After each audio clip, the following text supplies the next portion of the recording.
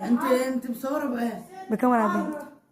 ادي الكرنب وادي الشبت والكزبره وادي امي بتعمل، قولوا لهم امي بتعمل اسمه ايه. سال. دي سال. انا رافعه لفوق عشان انت قلت بتعملي زوم. دي سال. ما تجيب اللي بتاع دوش دي هنا لما اصوره. دي مرات اخويا جايباه من الغيط. بسم الله ما شاء الله. اليوم الصوت ده اهو. ايه اقول لهم بنت اختي اللي وجايبه لنا. بسم الله الرحمن الرحيم. اللهم صل وسلم وبارك على سيدنا محمد وعلى اله وصحبه وسلم. السلام عليكم ورحمه الله وبركاته. ازيكم يا حبايبي؟ عاملين ايه؟ وحشتوني وحشتوني وحشتوني وحشتوني. بقالي زمان ما اتكلمتش معاكم. دي قناه سلفتي، انا وسلفتي في المطبخ، معلش. ومعاكم مراوضة، واللي بيشوف قناة الأول مرة وما اشتركش يدخل واشترك ويشرفني اشتراكه، وما ينسناش يحط لايك وكومنت حلو كده يذكر الله أو يصلي على النبي فيه. اعذروني على أول الفيديو، أنا مرضتش أقطعه أو مرضتش أعمل الصوت، علشان دي بنت أختي أصلا اللي شجعتني وهي اللي صورت الفيديو ده. فده عشان ايه؟ يعني احقاقا للحق، انا ما كنتش ناويه اصور ولا كنت ناويه اعمل حاجه، وبعدين يعني ما اعرفش، انا مكتئبه كسلانه زعلانه، يعني حاجات كتير قوي.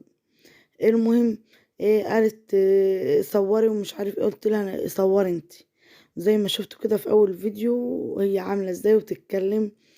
وبعدين هي لها دلال او يعني لها معزه كده عند مرات اخويا اللي هي تبقى مرات خالها.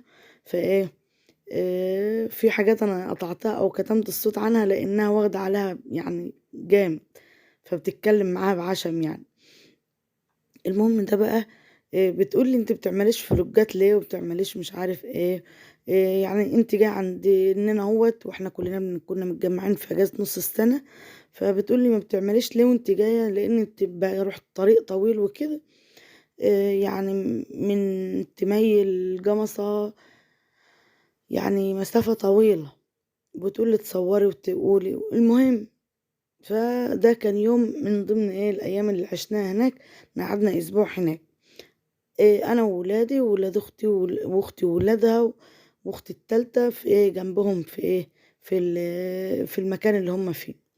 فاليوم ده بقى طبعا كنا بنحشي وبنعمل زي ما انتم شايفين كده وبما اني اهلي فلاحين وده شرف ليا، لان في قنوات يعني ست صاحبة قناة شهيرة ويعني ما شاء الله عليها، ربنا يزيدها يا رب من نعيمه. انا بشوفها وبتابعها وايه، في ناس بتبقى تقول لها يا فلاح. والفلاحين عيبهم ايه؟ عندهم خير وعز مش عند حد، مش عند اللي في المدن. المدن لو ايه بيشتروه وما فيش واحد بيقول ايه بيدي للتاني حاجة. انما الحمد لله ما شاء الله الفلاحين فيها خير ولسه فيهم خير لبعض، وربنا يجعل الخير دايما في قلوب الناس وقدام الناس في كل مكان يعني. وبعدين معلش كده يعني ادعوا معايا لشهداء سوريا وتركيا وربنا يلطف بخلقه وبعبيده في أي مكان. اللهم ارحمهم رحمة واسعة، يعني ربنا معاهم ومع اللي زيهم. انا كنت عامله الفيديو ده من اصلا من قبل موضوع الزلزال، بس لما وكنت ناويه انزله، بس لما اجى موضوع حصل موضوع الزلزال بصراحه يعني انا بقول لكم انا كنت زعلانه وتعبانه. جيت حصل الموضوع ده زعلت اكتر وما كنتش عايزه انزله، بس انا بقالها مده وما صورتش وكده وعشان بنت اختي يعني هي اللي مصورهولي، لان مش بنت اختي، دي بنت البكريه. يعني دي حتة من قلبي او دي قلبي زي ما بيقولوا كده. المهم فقالت بقى ايه صورنا اليوم ده، وهي قلت لها انا مش فايقه اصور ولا عارفه اصور. قالت خلاص خليك وانا هصور. فجأة حصل موضوع ايه زلزال تركيا وسوريا. يعني ربنا لطيف خبير بعباده وربنا يلطف بهم والحمد لله على كل شيء. ربنا يعني أكبر ما يكون، يعني أقول إيه، والحمد لله على كل شيء. الحمد لله ربنا يرحم أمواتنا وأموات المسلمين وشهداء العالم أجمعين يا رب. فادعوا لهم كده بالرحمة. وادعوا لأبويا ولجوز أختي ربنا يرحمهم رحمة واسعة يا رب ويجعلهم في الفردوس الأعلى مع الشهداء والأبرار. المهم أنا بقى كان جاي لهم كرنب من الغيط زي ما شفتوا كده، فسلقوه يعني خروعوه أو فصصوه وسلقوه وبرضه مرات أخويا كانت في الغيط وجابت سلق أو سلق وجابت قرنبيط زي ما شفتوا في اول فيديو كده، وانا بحاول اوريكم. دعاء بتقول لي وري لهم مرات اخوك جابت عشان يعني الكل يشوف ويعرف ان هي جايبه لكم قلت لها ماشي. فزي ما انتم شفتوا كده وكنت بوريكم جايبه قرنبيط من الغيط، من ضمنهم واحده انا خدتها وانا مروحه على بيتي، وربطة خضرة محشي شبت على كزبرة كبيرة كده يعني حبة كتار وما شاء الله والسلق سلقوا ده وده وعملوا التقلية او يعني الصلصة، وعملنا خرطنا الخضرة وما شاء الله ما شاء الله كان عندهم قشطة برضو حطينا معلقتين كبار كده يعني ما شاء الله، ولفينا المحشي بيهم. المحشي ده بقى فكرني بأيام زمان وأيام الخير والعز والهنا، أيام ما كنت في بيت أهلي وأمي بتلفلنا المحشي بالقشطة. كناش نعمله بحاجة اسمها سمنة من اللي هي بتاع يعني المهدرجة ولا أو اللي جابت أجل الناس دي. المهم يعني كان ما شاء الله بألف هنا يا رب، وكنا صايمين يومها وبألف هنا اللي كان حاجة.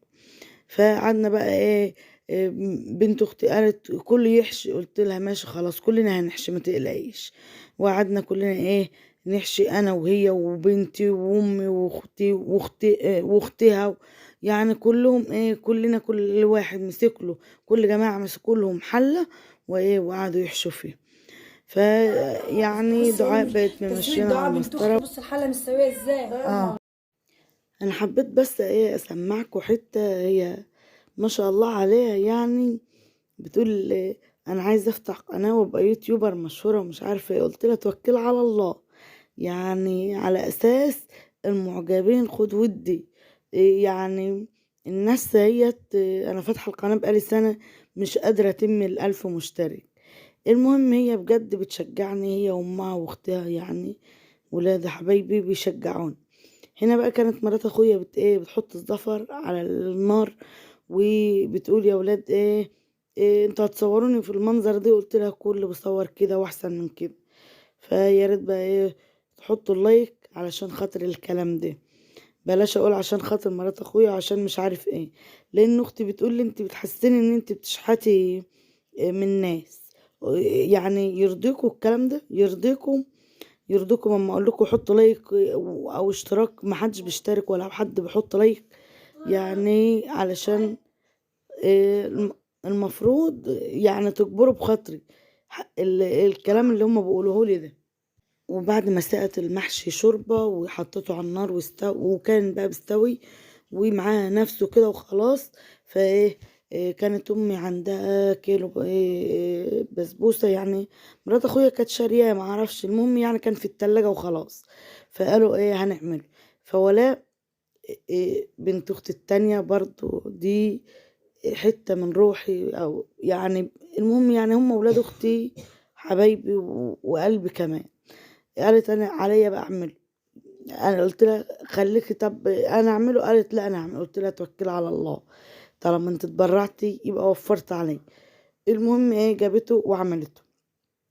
كان اختي اللي هي جنب امي في البلد دي يعني جايبه لها لبن رايب وكده. المهم او اللي هو زبادي عشان ما نرجعش تاني نقول كان يومين. المهم حطت بقى كله على بعضه، حطت دي السميد وحطت نشارة بشر جوز الهند، وحطت بيكنج باودر وفانيليا وعجنته وسمنة وعجنتها كلها ببعضها والزبادي، وقامت وكانت حطينا الشربات او الشيرة او السيرب على النار. المهم كان خلص يعني. فعجنتها ودخلتها الفرن وده كانت شكلها بعد ما طلعتها وهي بتستوي الشربات. هي كان شربتها خفيف بس يعني سكرها مش تقيل قصد كلامي يعني، بس ما يعني ما فضلتش. فبتقول لي ينفع؟ قلت لها الشيف يعني حطوا بقى ايه لايك للشيف ايه ولا هي بالمناسبة في تالتة ثانوي. ادعوا لهم وادعوا لكل اولادنا اللي في الثانوي، ربنا ينجحهم ربنا ينجحهم ربنا ينجحهم ويحقق لهم كل اللي بيتمنوه ويعينهم ويقوم على السنة ديت، وربنا كريم وكبير ان شاء الله وما يضيعش تعب حد فيهم. فهي الايه اللي اتبرعت وعملت الايه البسبوسة دي، خلي بالكم. وده كان منظر بقى الزفر واحنا رايحين بقى ناكل، وفرطنا المحشي على اسطوان. بالمنظر ده كنا في نص الاكل يعني، كنا خلاص يعني ايه حطينا الاكل وبناكل. عشان كده كنت يعني ناسي اصلا اصور الحتة دي.